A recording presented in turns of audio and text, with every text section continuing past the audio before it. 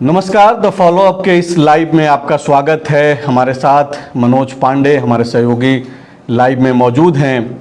सदन में विपक्ष के भारी हंगामे के बीच सदन नेता मुख्यमंत्री हेमंत सोरेन के भाषण के साथ मॉनसून सत्र समाप्त हो गया और इसी के साथ पंचम झारखंड विधानसभा का यह आखिरी सत्र का समापन हो गया।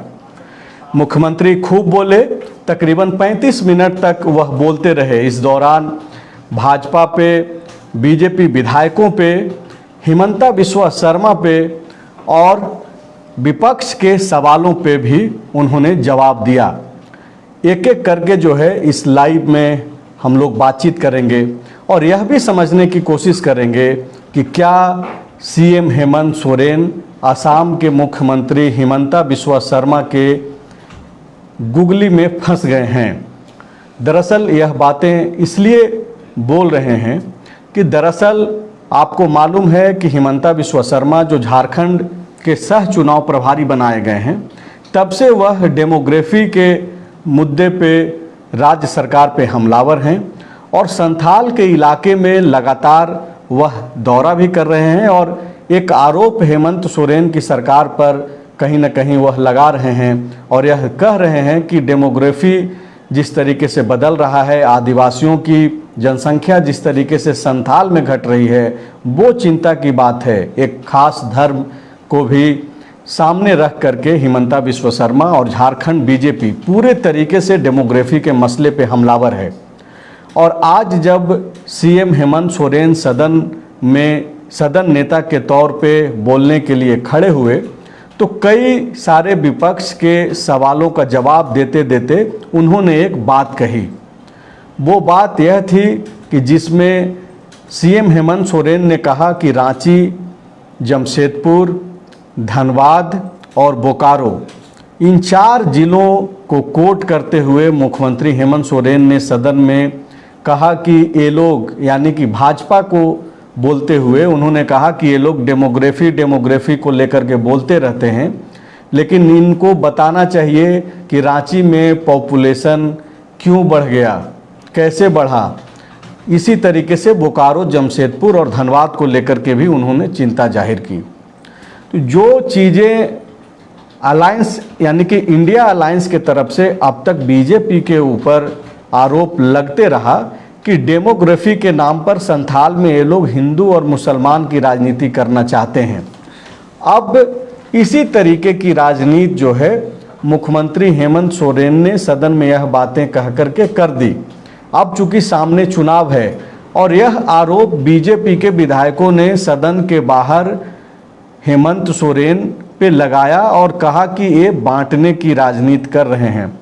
तो सामने चुनाव है, बीजेपी के तरफ से यह बोला जा रहा है झारखंड मुक्ति मोर्चा और इंडिया अलायंस के ऊपर कि ये लोग बांटने की राजनीति कर रहे हैं और इसीलिए रांची, जमशेदपुर, बोकारो और धनबाद को सीधे तौर पे भले ही वो डेमोग्राफी के सवाल पे उसको जोड़ नहीं रहे हैं, बांग्लादेशी घुसपैठ के सवाल पे नहीं जोड़ रहे हैं, लेकिन कहीं ना कहीं जो है वो बांटने की राजनीति है।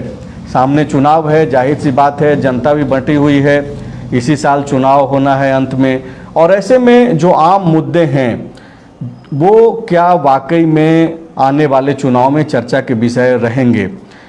अभी सबसे पहले आपको हेमंत सोरेन के जो जवाब थे विपक्ष को, वो पहले आपको एक एक करके बता देते हैं। सवाल क्या था? सवाल यही था नेता प्रतिपक्ष का कि वह यह बोल रहे थे कि अनुबंध कर्मियों के लिए आपने क्या किया, नौकरी के लिए आपने क्या किया।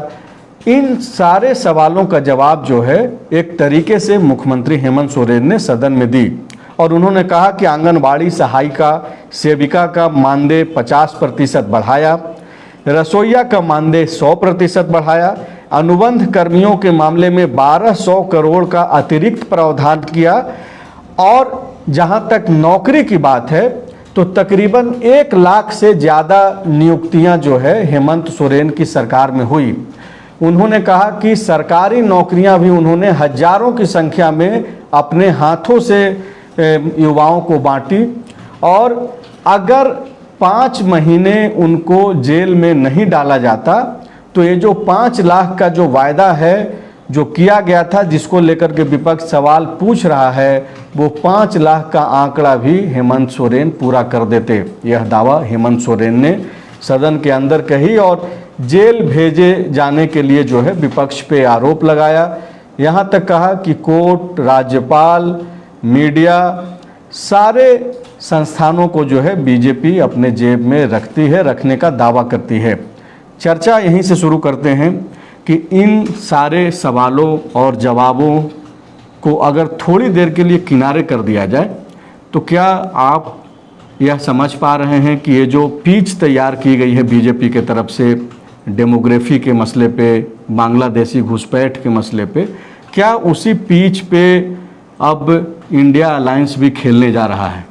देखिए, आज जो मुख्यमंत्री का वक्तव्य खासकर डेमोग्राफी को लेकर था, उससे उनको नुकसान होगा, क्योंकि इनको व्यक्तिगत वो नुकसान जेएमएम को नहीं होगा, उनके सहयोगी दल जो हैं कांग्रेस और आरजेडी, इन 2 दलों को नुकसान होगा।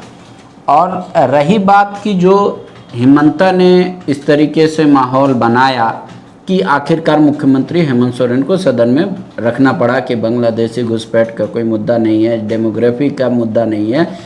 अगर आप जनसंख्या में ही अप्रत्याशित वृद्धि और असंतुलन का बात कर रहे हैं तो रांची में भी हो रहा है, जमशेदपुर में भी हो रहा है, धनबाद में भी हो रहा है, बोकारो में भी हो रहा है। और इसके लिए जिम्मेदार कौन है?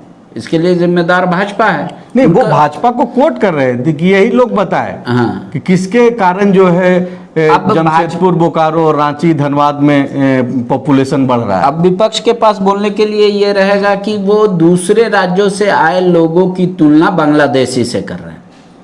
वो कह रहे भारत के लोग अगर यहाँ आए, बसे या रोजगार कर रहे हैं या नौकरी कर रहे हैं, उसकी तुलना मुख्यमंत्री बांग्लादेशियों से कर रहे हैं। ये हिमंता अपना कहेंगे या विपक्ष कहेगा, और उन्होंने कहा बीजेपी बोलना शुरू कर दी है। तो अब इससे क्या होगा? एक तो मुख्यमंत्री का व्यक्तिगत जो वोट बैंक है जेएमएम का, वो तो इंटैक्ट होगा, क्योंकि वो उनके लिए वो मुद्दा है। दूसरी बात ये है कि उससे नुकसान किसको होगा? अगर सहयोगी दलों को नुकसान होगा तो इसका नुकसान का खामियाजा उनको उठाना पड़ेगा। एक उदाहरण के तौर पे मैं आपको बता देता हूँ, रांची से सटा हुआ विधानसभा है खिजरी, एचईसी एरिया को जिसको पिन पॉइंट किया जा रहा है। सुबोध कांत सहाय अपने बयानों में इस बार का बात खंडन करते हैं और इस तरीके की बात वो नहीं करते हैं। उस खिजरी विधानसभा में एक अच्छी खासी संख्या जो वोटरों की है, वो वैसे लोगों की है जो एचईसी के निर्माण के दौरान आए या नौकरी करके रिटायर करके रह रहे हैं। तो वो वोटर देखने को मिला कि इस बार 19 में जेएमएम के पक्ष में या इंडिया अलायंस के पक्ष में वोट किया। तो अगर इन चीज़ों से नाराज़गी अगर बढ़ेगी तो वो सीट सामान्य तौर पे कांग्रेस के पास है, तो वो कांग्रेस को उसका खामियाजा उठाना पड़ेगा। उसी तरीके से आप देखिए, बन्ना गुप्ता बार बार 1932 का विरोध क्यों करते रहे? क्योंकि जमशेदपुर पूर्वी और पश्चिमी में ये मुद्दा नहीं है, वहाँ अधिकतर लोग बाहर से ही आए हुए हैं। तो बन्ना गुप्ता ये पार्टी के अंदर, सरकार के अंदर हमेशा से ये विरोध कर रहे हैं। लेकिन वो बात तो सही है जो आपने कहा कि जो पिच हेमंता ने तैयार की, शायद मुख्यमंत्री चाहे या अनचाहे उसी पिच पे खेलने आ गए। अब ये जो चर्चा का जो मुख्य केंद्र एक तरीके से जो विषय हम लोगों ने तय किया है पांडे जी, उसके पीछे की वजह है, जब मुख्यमंत्री हेमंत सोरेन सदन नेता के तौर पे सदन के अंदर बोलना शुरू किए, तो आप देखिए कि उन्होंने बाकायदा हिमंता बिस्वा शर्मा का नाम भले ही नहीं लिया, लेकिन आसाम का जिक्र किया। उन्होंने यह भी कहा, आप देखिए कि सीधे तौर पे मुख्यमंत्री हेमंत सोरेन ने यह तक कहा कि ये जो झारखंड में आकर के चुनावी पिच तैयार कर रहे हैं, ये हूबहू में हेमंत सोरेन की बात नहीं है, लेकिन ओवरऑल कहने का मकसद उनका वही था। सबसे पहले हूबहू जो उन्होंने बात कही वो मैं दर्शकों को बता देता हूं। उन्होंने कहा कि कुछ लोग पाकुड़ में, जमशेदपुर में आकर अफवाह फैला रहे हैं, असम में लोग डूब रहे हैं और वो वहाँ नहीं जाते, वो यहाँ घूम रहे हैं। उनको याद रखना चाहिए कि असम से झारखंड के लोग नहीं आए हैं, असम से झारखंड में लोग नहीं आए हैं, यहाँ के लोग वहाँ गए हैं। और फिर बीजेपी की ओर वो इशारा करते हुए बोल रहे थे कि चिंता मत करो, वहाँ भी सरकार का सफाया हो जाएगा। मतलब हेमंत सोरेन जो मैसेज देना चाह रहे हैं वो यह बोल रहे हैं कि भाई हिमंता बिस्वा शर्मा जो यहाँ आकर के चुनाव के ठीक पहले आकर के जो जमीन तलाश रहे हैं बीजेपी के लिए, तो आसाम के लोग तो यहाँ हैं नहीं जो यहाँ प्रभावित कर सकें और बहुत ज़्यादा हमको नुकसान करा सकें, लेकिन हमारे लोग जो आदिवासी समाज के लोग जो आसाम में रह रहे हैं, तो हेमंत सोरेन यह एक तरीके से चुनौती दे रहे हैं हिमंता बिस्वा शर्मा को कि आपको आने वाले चुनाव में, आपके चुनाव में मैं मुश्किल पैदा कर सकता हूं। यानी कि जो आदिवासी समाज के लोग वहां रह रहे हैं, जो वहां के वोटर हैं, उनको आधार बना करके हेमंत सोरेन जो है यह दावा कर रहे हैं कि भाई आप उसका भी ख्याल रखिएगा। उस समय जब झारखंड का निर्माण नहीं हुआ था तो एक अच्छी खासी संख्या में यहाँ से ट्राइबल समाज को वहाँ चाय बागान में काम करने के लिए सरकार की निगरानी में लेके गया गया था। उस समय से वहाँ आसाम में मुद्दा है, टी ट्राइब उसको बोला जाता है, उनको आरक्षण आदिवासी का नहीं मिलता, लाभ नहीं मिलता। तो उसी की ओर शायद मुख्यमंत्री इंगित करना चाह रहे होंगे कि झारखंड के तो लोग कई एक लोग वहाँ हैं, और उस समय आधिकारिक आंकड़ा 50,000 से ऊपर का था। तो अब कई साल बीत गए, मतलब आप समझ सकते हैं 40-50 साल के आसपास। तो वो एक मुद्दा है और कह रहा है कि आप जिस मुद्दे को भुनाने की कोशिश कर रहे हैं, झारखंड में उसका कोई असर नहीं पड़ेगा, क्योंकि ना तो आप पे लोग विश्वास करने वाले हैं और ना ही आपकी तर्कों पर। लोग हमको जानते हैं और हम काम, लेकिन ये मुद्दा अगर हम उठाएंगे वहाँ तो उनको एक प्रॉब्लम होगी। तो उसी की ओर वो इंगित करके बोलना चाह रहे थे। दरअसल उनका ये कहना है कि ये जो डिवाइड एंड रूल पॉलिसी जो बीजेपी अख्तियार करती है, इसको बोल रहे हैं कि ये अब नहीं चलने वाला है झारखंड में, और बोले इसका बानगी देख लिया लोकसभा में, अब डबल डिजिट में भी आना मुश्किल हो जाएगा विधानसभा इलेक्शन में। मुख्यमंत्री इतने कॉन्फिडेंट है इस बात को लेकर। हाँ, उन्होंने कहा कि भाई लोकसभा के चुनाव में तो अभी आधा आईना दिखाया गया, हल्का, आधा नहीं, हल्का सा आईना दिखाया गया है। विधानसभा के चुनाव में पूरा आईना दिखा दिया जाएगा। मतलब वह यह मान करके चल रहे हैं कि अभी जो केवल सुरक्षित सीटों पे इंडिया अलायंस को जीत मिली लोकसभा चुनाव में, गैर आरक्षित सीटों पे भी जो है प्रभावी तरीके से इंडिया अलायंस जीत दर्ज कराएगी। हाँ बिल्कुल, लेकिन ऐसा दिखता नहीं। अगर लोकसभा का मैं हेमंत सोरेन के दावे की बात कर रहा हूँ। हाँ, लेकिन जो विपक्ष के सवाल थे कि भाई आपने जो जो मैनिफेस्टो में बात कही थी उसका क्या हुआ, मुख्यमंत्री अगर इससे ज़्यादा स्ट्रेट फॉरवर्ड उनके एक एक सवालों का जवाब देते तो भी मुझे लगता है कि वो बेहतर तरीके से अपनी बात को रख पाते। लेकिन चूंकि वहाँ पे शोरगुल हो रहा था, कई बातें आ नहीं रही थी, विपक्ष हंगामा भी कर रहा था, उसी बीच वो अपनी बात को रख रहे थे। और उन्होंने जो 2-3 फैक्ट बात कही, या यूँ कहे कि 2-3 बात को जो बार बार दोहराते हैं या जेएमएम दोहराती है कि 2 साल कोरोना, उसके बाद हम ईडी का, लेकिन एक जाने या अनजाने में मुख्यमंत्री ने एक ऐसी बात कह दी जिसको नेता प्रतिपक्ष अमर बावरी ने भी पकड़ा, और मुझे भी लगता है कि शायद उससे बचते तो और बेहतर होता। जैसे उन्होंने कहा कि अगर हम 5 साल जेल नहीं जाते, 5 महीने, हाँ 5 महीने नहीं जाते जेल, तो और बेहतर नौकरी मिल जाता है। 5 लाख का जो टारगेट है लगभग पूरा, वो ही पूरा कर लेते। हाँ, लेकिन तो क्या ये माना जाए कि चंपई सोरेन की सरकार हेमंत सोरेन की इच्छा के बगैर चल रही थी, पार्टी के इच्छा के बगैर चल रही थी? जब चंपई सोरेन ने खुद को अपने आप को हेमंत पार्ट 2 कहे, तो जो सरकार की प्राथमिकता है वही चंपई सोरेन की भी प्राथमिकता होनी चाहिए कंटिन्यूटी में सरकार थी, मतलब वो होनी चाहिए थी चंपई सोरेन की प्राथमिकता। हालांकि मैंने आज चंपई सोरेन से ये पूछा भी कि सरकार की प्राथमिकता कुछ और थी, आपने नहीं किया, तो उन्होंने जवाब नहीं दिया, बोला कि जिसको जैसा लगता है वो बोलता है, मुझे इस पर कुछ नहीं कहना है। तो एक ये बात, अब इसको इशू बनेगा। इशू इसलिए बनेगा क्योंकि आज इसका यूं कहे तो बारिश के बीच सीड वितरण का काम वो करके आए हैं जमशेदपुर से हिमंता, और अब कोल्हान में जिस तरीके से संथाल का आबादी कमी है, लेकिन उनको इस तरीके से बेचारा के तौर पे प्रस्तुत करने की कोशिश करेगी बीजेपी। दूसरी बात ये भी कहेंगे कि देख लीजिए, सोरेन परिवार के अलावा कोई संथाली भी नेता है तो वो नेता नहीं है। नहीं, इसका जिक्र तो बकायदा नेता प्रतिपक्ष ने सदन के अंदर कर दी। गुरुवार को उन्होंने बकायदा बोला भी कि आप जब भी 5 महीने का सवाल उठाते हैं, और बकायदा पहली दफ़ा जो पहली बार विधायक बन करके आई हैं हेमंत सोरेन की जो पत्नी हैं, गांडे से उपचुनाव में जीती कल्पना मुर्मू सोरेन, उनको कोट करते हुए बकायदा कही कि आप जब भी यह बोलते हैं कि 5 महीने का क्या हुआ, तो आप सवाल उठा रही हैं चंपई सोरेन पे। तो हिमंता बिस्वा शर्मा और पूरी जो पार्टी है वो अब संथाल से कोल्हान शिफ्ट हो गई। एक तरीके से आप ये बोल रहे हैं कि संथाल में भी उधर वहाँ का मुद्दा अलग था, अब यहाँ का मुद्दा ये अलग करेंगे।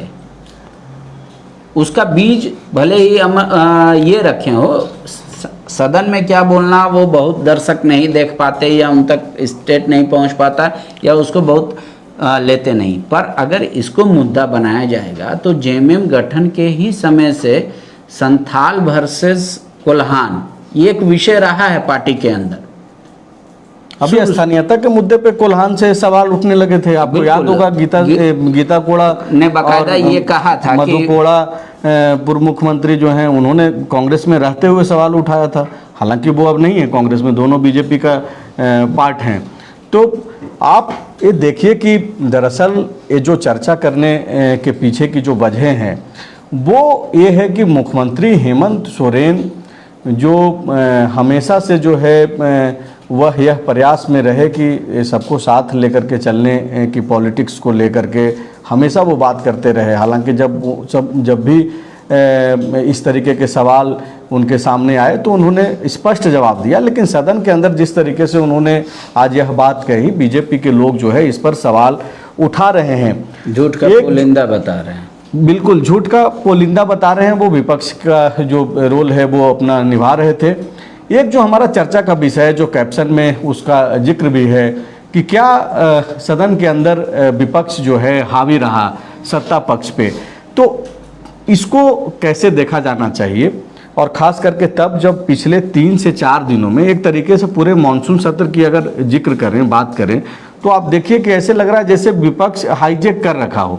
ठीक है कि सरकार का जो अपना बिजनेस है वो तो बिजनेस पूरा हुआ, लेकिन बावजूद इसके आप विधायकों का निलंबन और आज स्पीकर के ऊपर जिस तरीके से उन लोगों ने एक डिमांड रख दिया प्रभारी सचिव के जरिए पत्र लिख करके, कई सारे गंभीर आरोप भी लगाए, और इन लोगों ने सदन को छोड़ा नहीं, विधानसभा परिसर से निकले नहीं। एक तरीके से आप देखिए कि आखिरी समय में जो हेमंत सोरेन ने जो चुनौती एक तरीके से दी थी विपक्ष को कि आपको सुनना होगा मेरी बातों को, मैं सारे सवालों का जवाब दूंगा, और जब मुख्यमंत्री बोल रहे थे उनके बोलने के ठीक पहले जो है जो विपक्ष के जो विधायक हैं बीजेपी के, वो सदन से वॉकआउट कर गए थे पहले, लेकिन जैसे ही सीएम की बोलने की बारी आई तो उसके ठीक पहले वो लोग आ गए, और जब तक सीएम बोलते रहे इधर से विपक्ष के सारे विधायक जो है, बीजेपी के सारे विधायक नेता प्रतिपक्ष को छोड़ करके, और नीलकंठ सिंह मुंडा और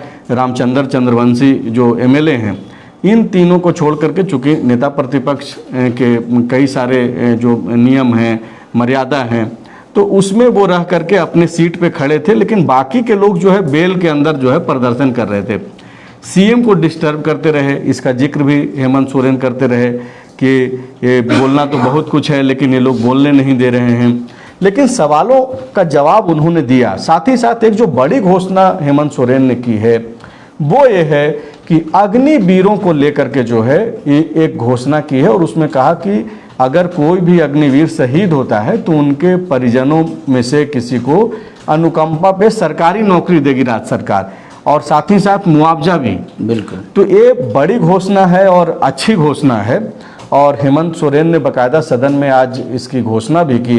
एक बातचीत उन्होंने और कही, उसको भी घोषणा के तौर पे ही लिया जाना चाहिए। हालांकि लोकसभा के चुनाव में राहुल गांधी कांग्रेस पार्टी जो है इसका जिक्र बार बार कर रहे थे ये लोग कि हर घर को जो है परिवार को 1 लाख रुपया भी वो देंगे, ऐसा हेमंत सोरेन ने कहा।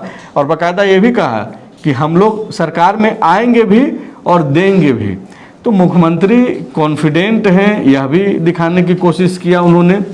यह भी बताया कि किस तरीके से उनको जेल भेजा गया, बाकायदा राज्यपाल, कोर्ट और सेंट्रल एजेंसियों का भी नाम उन्होंने लिया कि कैसे इस्तेमाल करके जो है उनको परेशान किया गया। तो लेकिन ओवरऑल अगर आप देखेंगे पांडे जी, तो विपक्ष लग रहा है कि हावी हो गया है एकदम सत्ता पक्ष पे, अपने सवालों के जरिए और सदन में अपने रणनीति के जरिए। जो विपक्ष का सवाल है या आरोप है जो कह लें, और सत्ता का अपना तर्क है, दोनों आज कंप्लीट हो गया। अब क्या है, सबसे बड़ी अदालत में फैसला होना है, जनता की अदालत में।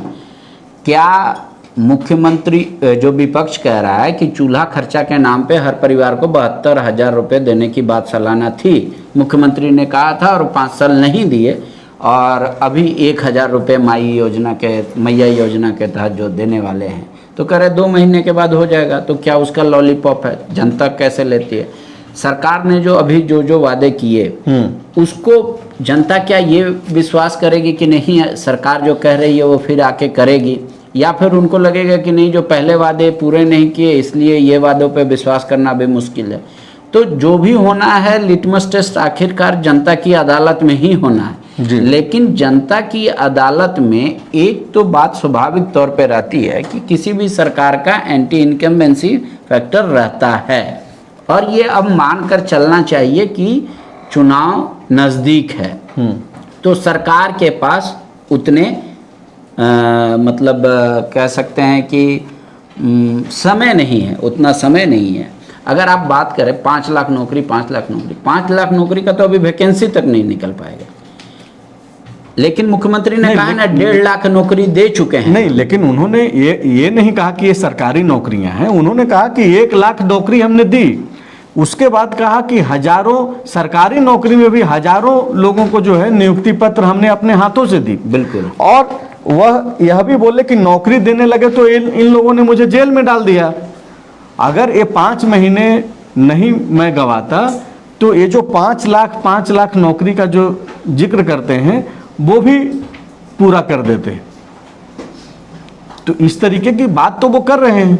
नहीं, तो अब तो जैसे सरकार ने नियोजन नीति पे राय मांगी थी बच्चों से टेलीफोनिक मैसेज भेज के, तो अब तो ये राय क्या, अब तो ये अपना किया हुआ काम का मेहनताना लेने जनता के पास जाएंगे और विपक्ष जाएगी। तो युवा कितने संतुष्ट हैं, वो कर्मचारी कितने संतुष्ट हैं जिनके पीछे आगे अनुबंध लगा हुआ है, वो जो धरना प्रदर्शन कर रहे हैं वो क्या कर रहे हैं। मुख्यमंत्री ने 2-3 विषय तो मुख्यमंत्री ने चुना या बोलने की कोशिश की, लेकिन शायद हंगामे की वजह से इसको और बेहतर तरीके से रखा जा सकता है। आप जब भरोसे की बात कर रहे हैं तो बाकायदा हेमंत सोरेन ने खुद यह बात कही कि जो दूसरे दल के भी जो लोग हैं वह भी यही भरोसा करते हैं कि सब हेमंत सोरेन ही करेंगे। तो वो यह तो बता रहे हैं कि भाई हेमंत सोरेन पे भरोसा है। ठीक है कि बहुत चीज़ें छूट गई है, उन्होंने इसका भी जिक्र किया। उन्होंने जब बेरोजगारी भत्ता को लेकर के जो सवाल उठता है उस पर कहा कि कई प्रखंडों में मिल रहा है। ये सही बात है कि पूरे राज्य में नहीं मिल पा रहा है, लेकिन भरोसा है सारे लोगों को। मतलब कि वह यह यकीन रखते हैं, हेमंत सोरेन भरोसा रख रहे हैं कि राज्य के लोग अब भी, जबकि 4.25 साल का वक्त तकरीबन हो चुका है इस सरकार को, जो मैंडेट 2019 में मिला, हालांकि एक बीच में सत्ता का चेहरा भी परिवर्तित हुआ, चंपई सोरेन बीच में आए, लेकिन वो ये बोल रहे हैं कि यकीन है लोगों का, और वो यकीन किस पे है? हेमंत सोरेन पे ही है। तो आप जब भरोसा की बात कर रहे हैं तो जाहिर सी बात है कि उनको लग रहा होगा कि युवाओं का भरोसा है। ठीक है कि किसी कारणवश पूरा ये नियुक्ति का जो वायदा था वो पूरे तरीके से जो है 100% पूरा नहीं हो पाया, लेकिन जो मकसद रहा, जो इच्छा शक्ति तो थी। नहीं, तो ये भरोसा मुख्यमंत्री जता रहे हैं अपने वोटरों के प्रति कि उनका भरोसा आज भी कायम है, लेकिन इसीलिए तो चुनाव 5 वर्षों में होता है कि फिर से भरोसा जता के आएंगे, ये तो चुनाव का परिणाम बताएगा। लेकिन जो मुख्यमंत्री ने कहा कि टीवी हो, मीडिया हो, अखबार हो, हर जगह कोर्ट हो सब। उस पे बीजेपी का कब्जा है एक तरीके से, और वो वही चलाते हैं जो चलता है। उन्होंने एग्जाम्पल दिया कि नीट का पेपर लीक हुआ कहाँ से, गुजरात और बिहार से, लेकिन मीडिया ने क्या छापा कि झारखंड से हुआ। इस तरीके से तो अगर कुछ प्रखंडों में ये मिल रहा है कि बेरोजगारी भत्ता, तो सरकार फिर यहाँ पे फेल्योर है। अगर सरकार मान लीजिए मीडिया उनको कोऑपरेट नहीं कर रहा है उस तरीके से, तो सरकार का पीआरडी विभाग है, पीआरडी विभाग इन सारी चीज़ों को देखता है। आप फुल पेज का विज्ञापन देते हैं तो इस बात को भी दे सकते थे कि भाई ऐसे मिल रहा है बेरोजगारी भत्ता फलना फलना प्रखंड में, पायलट प्रोजेक्ट की तरह नहीं, मतलब शुरू हो गया, बाकी लोग भी लगाइए। आज बेरोजगारी भत्ता का अगर मुद्दा उठा रहे हैं विपक्ष, तो उनको करारा जवाब मिलता कि सरकार ने आज से 1 महीना पहले या 6 महीना पहले या 1 साल पहले ये अखबार में दिया विज्ञापन ऐसे मिल रहा है। बेरोजगारी भत्ते पे पांडे जी सनी सरद जो सहयोगी हैं हमारे, उन्होंने श्रम मंत्री का भी इंटरव्यू किया और उनका भी दावा है। अब इसकी पड़ताल करनी होगी अलग से, क्या वाकई में कितने लोगों को मिल रहा है, नहीं मिल रहा है। और अगर मुख्यमंत्री हेमंत सोरेन की अगर एक एक बात पे अगर लंबी बातचीत हम लोग करने लगे तो लाइव जो है बहुत ज़्यादा लंबा हो जाएगा। अभी कुछ जो पॉइंट्स है उस पर भी बातचीत कर लेते हैं। जैसे कि एक जो सवाल उन्होंने काफ़ी बहुत महत्वपूर्ण उठाया कि ये जो 24 जिलों में जो बीजेपी का जो कार्यालय बना है, उस पर सीएम हेमंत सोरेन ने बहुत ही गंभीर आरोप लगाए हैं। और उन्होंने कहा कि भाई कई जगहों पे तो सरकारी ज़मीनों पे इन्होंने बना दिया, भूइयारी ज़मीन पे बना दिया। एक जगह एक जिक्र उन्होंने टाटा का कोई कार्यालय का भी उन्होंने किया है कि वहाँ पे बना दिया गया। और इस तरीके से उन्होंने बाकायदा बोला कि ये लोग तो ज़मीन लूटने वाले लोग हैं और सवाल हम पे करते हैं। तो इस तरीके का आरोप भी वह लगाते रहे अपने भाषण में। इसके अलावे जो महत्वपूर्ण चीज़ जो मुझे लग रहा है, बाबूलाल मरांडी का नाम नहीं लेते हुए उन्होंने यह भी कहा कि इनके प्रदेश अध्यक्ष हैं, बताना चाहिए इन लोगों को कि 5 साल में कितने सवाल किए हैं। यानी कि वो बाबूलाल मरांडी को ही बोल रहे थे इशारों में।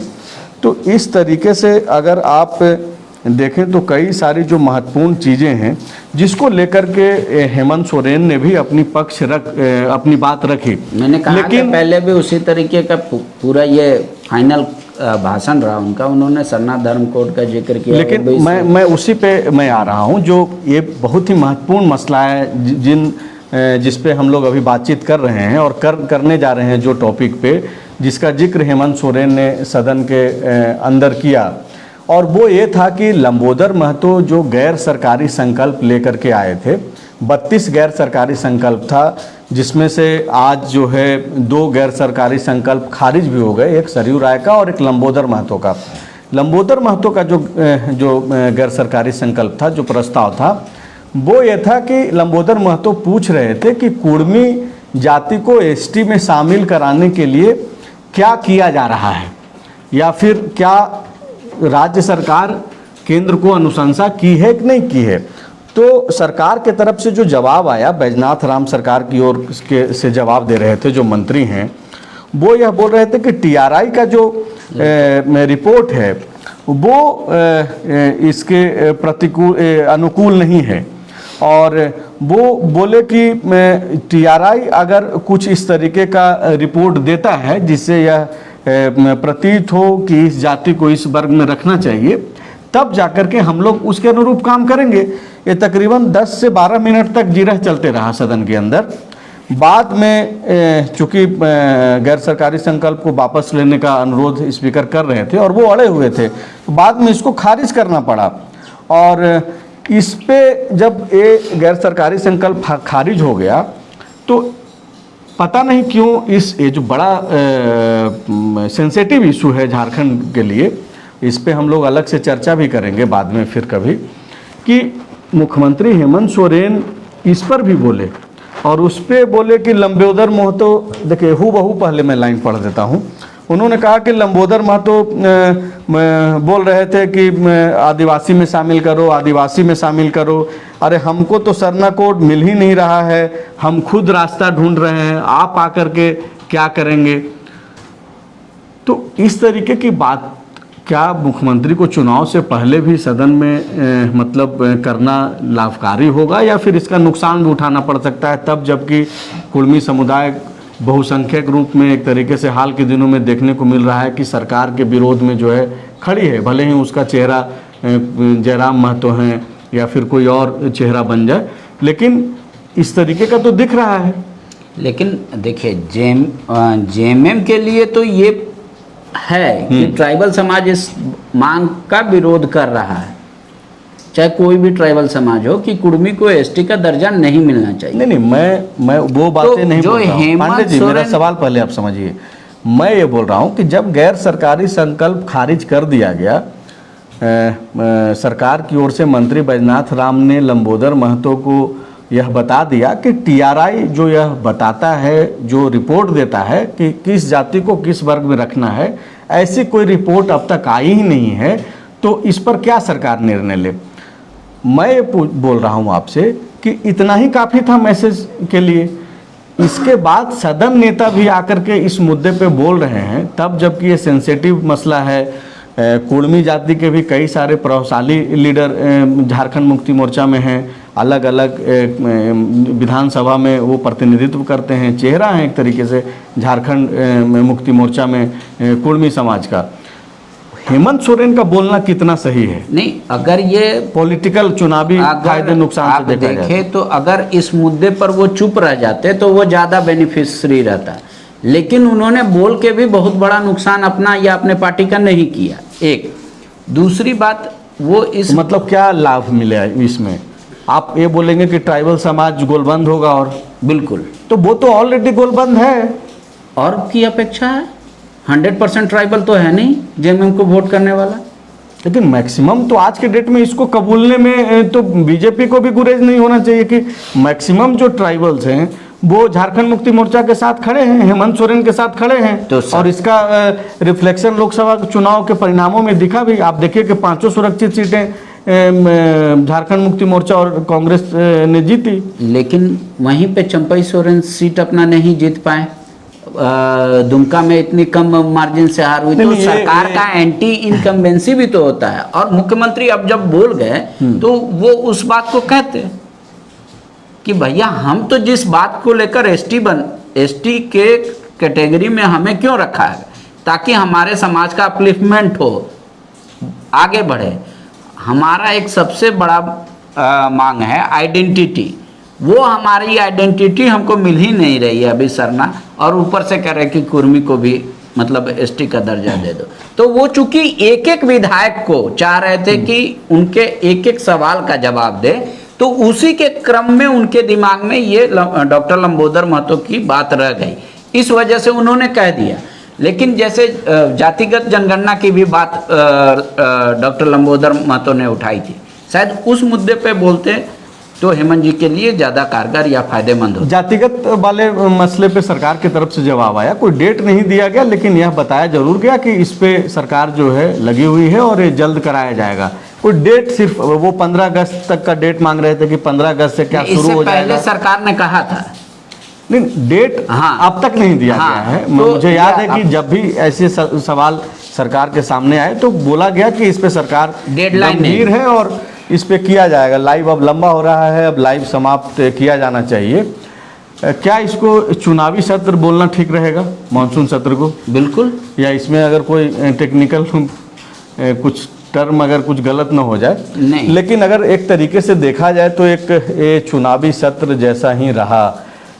अब इसके बाद सारे विधायकों को, सारी पॉलिटिकल पार्टियों को जनता के बीच जाना होगा। चुनाव होना है, इसी साल के अंत में होना है, अगर तय समय पे हुआ तो, और अगर तय समय पे नहीं हुआ और जो खबरें हैं सूत्रों के मुताबिक कि अक्टूबर माह में ही चुनाव हो सकता है, तो इसकी तैयारी ही एक तरीके से आप मान करके चलिए कि मानसून सत्र के भीतर पक्ष और विपक्ष दोनों ने अपने तरीके से जो है राजनीति की, और अब वो आप तक पहुँचेंगे।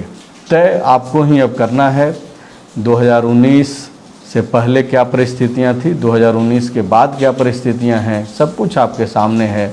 2024 में अब वक्त आ गया है कि फिर से आप अब तय करेंगे कि कि आगे का भविष्य क्या होना है। शुक्रिया।